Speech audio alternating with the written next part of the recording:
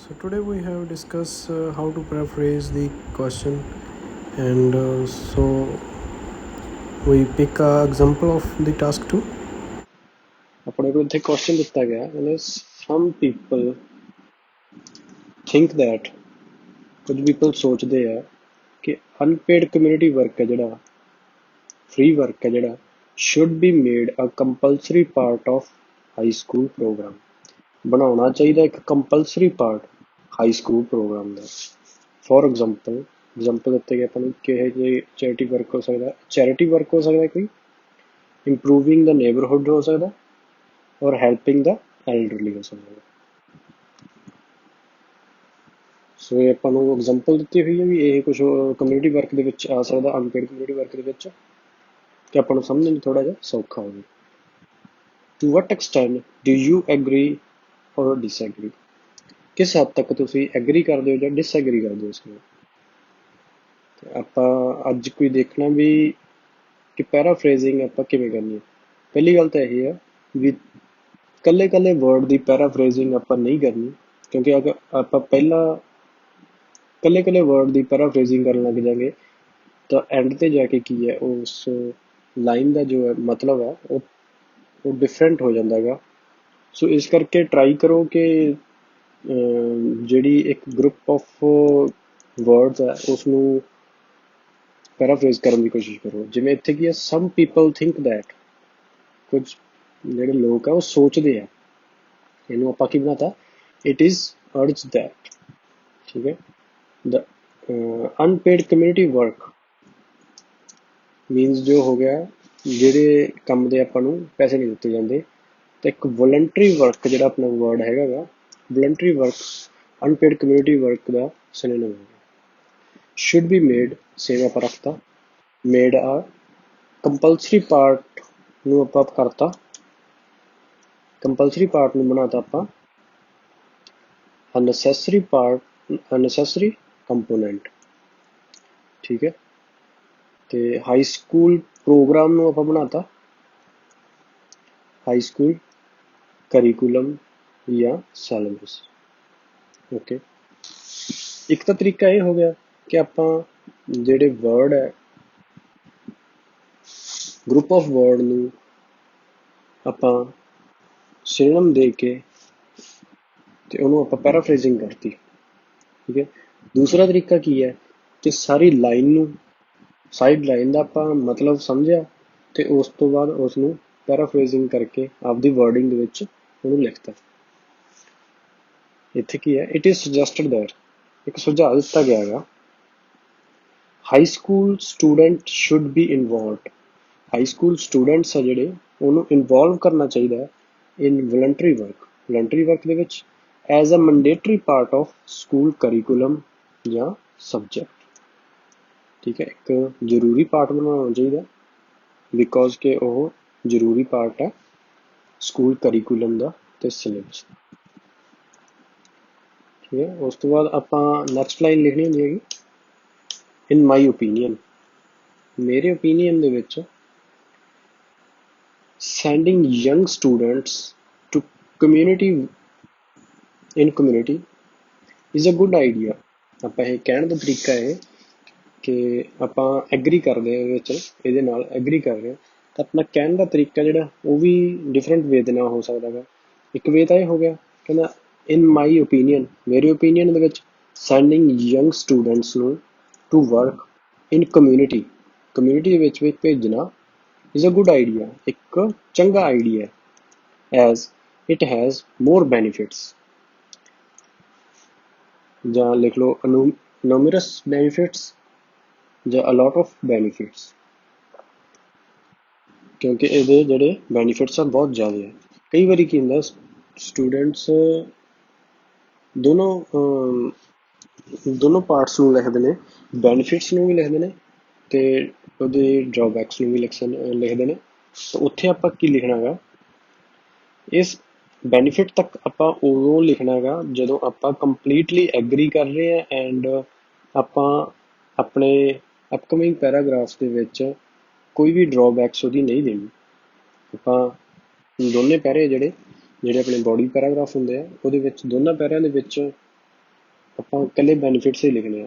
ਜੇ ਤੁਸੀਂ ਬੈਨੀਫਿਟਸ ਦੇ ਨਾਲ ਕੁਝ ਡਰਾਬੈਕਸ ਵੀ ਦੇਣੀ ਹੈ ਤੇ ਦੋਨਾਂ ਸਾਈਡ ਜਾਣਾ, ਤੁਸੀਂ ਪਾਰਸ਼ਲੀ ਜਾਣਾ ਹੈ, ਜਾਂ ਤੁਸੀਂ ਕਹਿਣਾ ਕਿ ਜ਼ਿਆਦਾ ਇਹਦੇ ਬੈਨੀਫਿਟ ਨੇ ਪਰ ਥੋੜ੍ਹੇ ਜਿਹੇ ਡਰਾਬੈਕਸ ਵੀ ਹੈ। ਡਰਾਬੈਕਸ ਜੇ ਤੁਸੀਂ ਲਿਖਣੇ ਹੈ ਤਾਂ ਤੁਹਾਨੂੰ ਇਹਦੇ ਨਾਲ ਲਿਖਣਾ ਪਊਗਾ ਦੈਨ ਡਰਾਬੈਕਸ, ਤਾਂ ਇਹਨੂੰ ਲਾਈਨ ਨੂੰ ਕਰ ਦੇਣਾ ਪਊਗਾ ਇਕੱਠਾ। ਕਹਿੰਦਾ it has more benefits than drawbacks, ਤਾਂ ਆਪਾਂ ਜਾ ਕੇ ਡਰਾਬੈਕਸ ਵੀ ਲਿਖਾਂਗੇ। ਇਸ ਵਿਊ ਨੂੰ ਤੁਸੀਂ ਦੂਜੇ ਤਰੀਕੇ ਨਾਲ ਵੀ ਲਿਖ ਸਕਦੇ ਹੋ, ਇੱਕ ਸ਼ਾਰਟ ਫਾਰਮ ਦੇ ਵਿੱਚ ਵੀ ਲਿਖ ਸਕਦੇ ਹੋ, I agree with this view point, ਜਾਂ I am totally agree with this view point.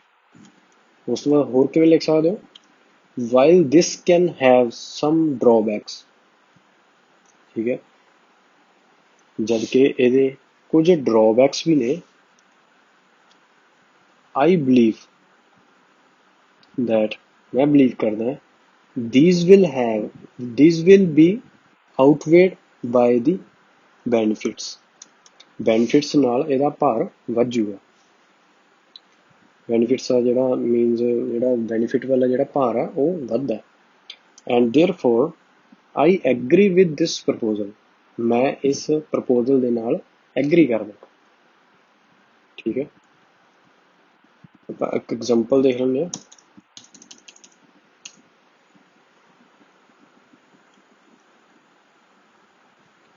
ਕਹਿੰਦਾ while there are certain drawbacks, ਇਸ ਤਰ੍ਹਾਂ ਵੀ ਆਪਾਂ ਲਿਖ ਸਕਦੇ ਹਾਂ, ਜਦ ਕਿ ਇਹਦੇ ਕੁਝ ਸਰਟਨ ਮੀਨਸ ਕੁਝ ਡਰਾਬੈਕਸ ਵੀ ਨੇ of online education, online education ਦੇ ਕੋਮਾ ਲਾਤਾ।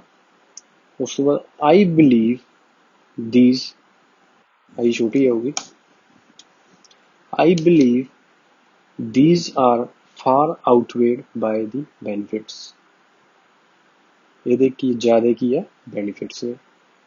ਜਾਂ ਇਸ ਲਾਈਨ ਦੀ ਆਪਾਂ ਜਗ੍ਹਾ ਤੇ ਕੀ ਲਿਖ ਸਕਦੇ ਹਾਂ, I believe that benefits are far more। ਇਹ ਤੁਹਾਡੇ ਤੇ ਡਿਪੈਂਡ ਕਰਦਾ ਤੁਸੀਂ ਕਿਸ ਤਰ੍ਹਾਂ ਲਿਖਣਾ। ਇਹ ਲਿਖਣ ਦੇ ਤਰੀਕੇ ਅਲੱਗ-ਅਲੱਗ ਹੋ ਸਕਦੇ ਨੇ। ਇਸ ਤਰ੍ਹਾਂ ਵੀ ਲਿਖਿਆ ਜਾ ਸਕਦਾ ਹੈ ਕਿ while there are certain drawbacks of online education, I believe these are far outweighed by the benefits। ਜਾਂ ਲਿਖਿਆ ਜਾ ਸਕਦਾ ਹੈ while there are certain drawbacks of online education, I believe that benefits are far more। ਠੀਕ ਹੈ, ਉਸ ਤੋਂ ਬਾਅਦ ਹੁਣ ਆਪਾਂ ਥੋੜ੍ਹੀ ਜਿਹੀ vocab ਦੀ ਗੱਲ ਕਰ ਰਹੇ ਹਾਂ। ਡਰਾਬੈਕਸ ਦੀ ਆਪਾਂ ਜਗ੍ਹਾ ਤੇ ਕੀ ਕੀ ਲਿਖ ਸਕਦੇ ਹਾਂ, ਡੀਮੈਰਿਟਸ ਲਿਖ ਸਕਦੇ ਹਾਂ, ਡਿਸਐਡਵਾਂਟੇਜ ਲਿਖ ਸਕਦੇ ਹਾਂ, ਡਾਊਨਸਾਈਡਸ ਲਿਖ ਸਕਦੇ ਹਾਂ, ਨੈਗੇਟਿਵ ਆਸਪੈਕਟਸ ਲਿਖ ਸਕਦੇ ਹਾਂ, ਤੇ ਬੈਨੀਫਿਟਸ ਦੀ ਜਗ੍ਹਾ ਤੇ ਕੀ ਲਿਖ ਸਕਦੇ ਹਾਂ, ਮੈਰਿਟਸ ਲਿਖ ਸਕਦੇ ਹਾਂ, ਐਡਵਾਂਟੇजेस ਲਿਖ ਸਕਦੇ ਹਾਂ, ਜਾਂ ਅਪਸਾਈਡ ਲਿਖ ਸਕਦੇ ਹਾਂ, ਪੋਜ਼ਿਟਿਵ ਆਸਪੈਕਟ ਲਿਖ ਸਕਦੇ ਹਾਂ। ਪੋਜ਼ਿਟਿਵ ਆਸਪੈਕਟਸ ਉਹ ਹੁੰਦੇ ਨੇ ਜਿਹੜੇ ਚੰਗੀਆਂ ਗੱਲਾਂ ਨੇ ਇਹਦੇ ਬਾਰੇ। ਠੀਕ ਹੈ, ਕਈ ਬੱਚੇ ਕੀ ਕਹਿੰਦੇ ਆ, ਕਹਿੰਦੇ ਇੱਕ ਪ੍ਰੋਜ਼ ਤੇ ਇੱਕ ਕੌਨਸ ਵੀ ਹੁੰਦਾ ਗਾ, ਪ੍ਰੋਜ਼ ਤੇ ਕੌਨਸ ਵੀ ਹੁੰਦਾ ਗਾ। ਕਈ ਬੱਚੇ ਲਿਖ ਦੇਣਗੇ ਕਿ ਇਟ ਹੈਜ਼ ਮੋਰ ਪ੍ਰੋਜ਼, ਜਾਂ ਕਈ ਲਿਖ ਦੇਣਗੇ ਇਟ ਹੈਜ਼ ਮੋਰ ਕੌਨਸ। ਇਹ ਪ੍ਰੋ ਐਂਡ ਕੌਨਸ ਆ ਜਿਹੜਾ, ਇਹਦਾ ਸਹੀ ਇਸਤੇਮਾਲ ਜਿਹੜਾ ਉਹ ਹੈਗਾ ਗਾ ਇਸ ਤਰੀਕੇ ਦੇ ਨਾਲ। ਐਗਜ਼ਾਮਪਲ ਆਪਾਂ ਲੈਂਦੇ ਹਾਂ, ਪ੍ਰੋ ਐਂਡ ਕੌਨਸ ਜਿਹੜਾ ਉਹ ਇਕੱਠਾ ਲੱਗਦਾ ਗਾ। ਜੇ ਆਪਾਂ ਲਿਖਦੇ ਹਾਂ online education has some pros and cons, ਇਹਨੂੰ ਆਪਾਂ ਕੀ ਹੈਗਾ, ਪ੍ਰੋਜ਼ ਤੇ ਕੌਨਸ ਨੂੰ ਆਪਾਂ ਇਕੱਠਾ ਹੀ ਲਿਖਣਾ ਹੁੰਦਾ ਹੈਗਾ। ਇਹਦਾ ਜਿਹੜਾ ਕੌਨਸ ਤੇ ਕੋਇਨਸ ਨੂੰ ਆਪਾਂ ਅਲੱਗ ਨਹੀਂ ਲਿਖ ਸਕਦੇ, ਪ੍ਰੋਜ਼ ਨੂੰ ਆਪਾਂ ਅਲੱਗ ਨਹੀਂ ਲਿਖ ਸਕਦੇ। ਇਹਦਾ ਵਰਡ ਜਿਹੜਾ ਐਗਜ਼ੈਕਟ ਜਿਹੜਾ ਇਹਦਾ ਯੂਜ਼ ਹੈ ਵਰਡ ਦਾ ਉਹ ਹੈਗਾ ਗਾ, online education has more pros and cons, has some pros and cons. ਕੁਝ ਇਹਦੇ ਬੈਨੀਫਿਟਸ ਨੇ, ਕੁਝ ਇਹਦੇ ਡਰੋਬੈਕਸ ਹੁੰਦੇ। ਜਿਹੜਾ ਆਪਣਾ ਇੰਟਰੋਡਕਸ਼ਨ ਬਣ ਜੂਗੀ ਉਹ ਕੁਝ ਇਸ ਤਰੀਕੇ ਦੀ ਬਣ ਜੂਗੀ, ਆਪਾਂ ਨੂੰ ਪ੍ਰਪੋਜ਼ਲ ਵਾਲੀ ਲਾਈਨ ਥੋੜੀ ਜਿਹੀ ਵਧੀਆ ਲੱਗ ਰਹੀ ਹੈ, ਤੇ ਇਹਨੂੰ ਆਪਾਂ ਕੀ ਕਰਾਂਗੇ, ਕੱਟ ਲਾਂਗੇ। ਆਪਣੀ ਇੰਟਰੋਡਕਸ਼ਨ ਕੀ ਬਣੂਗੀ, ਕਹਿੰਦਾ it is suggested that high school students should be involved, high school student ਜਿਹੜੇ ਇਨਵੋਲਵ ਕੀਤੇ ਜਾਣ in voluntary work as a mandatory part of school curriculum. While this can have some drawbacks, ਹਾਲਾਂਕਿ I believe that these will be outweighed by the benefits, and therefore I agree with this above proposal. Okay. Introduction ਨੂੰ ਆਪਾਂ ਛੋਟਾ ਰੱਖਣਾ ਹੁੰਦਾ ਗਾ, ਇਹਦੇ ਤੋਂ ਆਪਣਾ ਜਿਹੜਾ ਕੁਐਸਚਨ ਹੈ ਉਹ ਕਲੀਅਰ ਹੋਣਾ ਚਾਹੀਦਾ ਗਾ, ਤੇ ਆਪਾਂ ਇੰਟਰੋਡਕਸ਼ਨ ਦੇ ਵਿੱਚ ਬਹੁਤ ਜ਼ਿਆਦਾ ਵਕੈਬ ਵੀ ਨਹੀਂ ਪਾਉਣੀ। ਰਾਈਟਿੰਗ ਸੈਕਸ਼ਨ ਦੇ ਵਿੱਚ ਕੀ ਹੁੰਦਾ ਗਾ, ਸਟੂਡੈਂਟਸ ਬਹੁਤ ਜ਼ਿਆਦਾ ਵਕੈਬ ਛੱਡ ਦਿੰਦੇ ਨੇ। ਆਪਾਂ ਜਿਹੜਾ ਐਗਜ਼ਾਮੀਨਰ ਨੂੰ ਸਿੰਪਲੀਫਾਈ ਵੇ ਦੇ ਨਾਲ ਸਮਝਾਉਣਾ ਹੁੰਦਾ ਕਿ ਆਪਾਂ ਜਿਹੜਾ ਅੱਗੇ ਪੈਰਾ ਜਾਂ ਅੱਗੇ ਜੋ ਪੈਰਾ ਲਿਖ ਰਹੇ ਹਾਂ ਉਹ ਕਾਹਦੇ ਬਾਰੇ ਹੈ ਤੇ ਉਹ ਕੀ ਹੈ।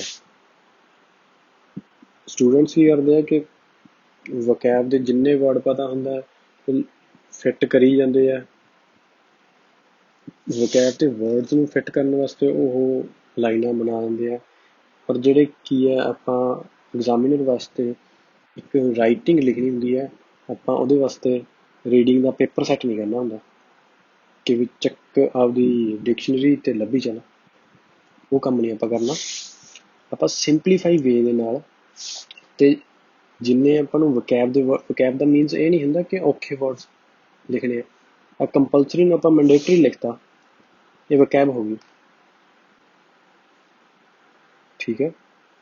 ਅਨਪੇਡ ਕਮਿਊਨਿਟੀ ਵਰਕ ਨੂੰ ਲਿਖਤਾ ਆਪਾਂ ਵਲੰਟਰੀ ਵਰਕ, ਇਹ ਵਕੈਬ ਹੋ ਗਈ, ਠੀਕ ਹੈ। ਇਹ ਹੁਣ ਕਿਸੇ ਵਾਸਤੇ ਇਹ ਵਕੈਬ ਨਹੀਂ ਹੋਣੀ, ਉਹ ਵਕੈਬ ਇਹ ਨਹੀਂ ਹੁੰਦਾ ਕਿ ਔਖੇ ਵਰਡ ਹੀ ਲਿਖਣੇ ਆ, ਆਪਾਂ ਜਿਹੜਾ ਐਗਜ਼ਾਮੀਨਰ ਨੇ ਵਰਡ ਦੇਤਾ ਉਹਦਾ ਆਪਾਂ ਐਗਜ਼ਾਮਪਲ ਜਾਂ ਕੋਈ ਵੀ ਅਨਪੇਡ ਇੱਥੇ ਦਿੱਤਾ ਗਾ ਉੱਥੇ ਫਰੀ ਲਿਖ ਦਈਏ ਆਪਾਂ, ਇਹ ਵਕੈਬ ਹੁੰਦੀ ਹੈ ਕਿ ਆਪਾਂ ਵਰਡ ਚੇਂਜ ਕਰਨਾ, ਨਾ ਕਿ ਆਪਾਂ ਵਰਡ ਔਖੇ ਲਿਖਣੇ ਆ, ਠੀਕ ਹੈ। ਤਾਂ ਇਹਨਾਂ ਗੱਲਾਂ ਨੂੰ ਧਿਆਨ 'ਚ ਰੱਖਿਓ।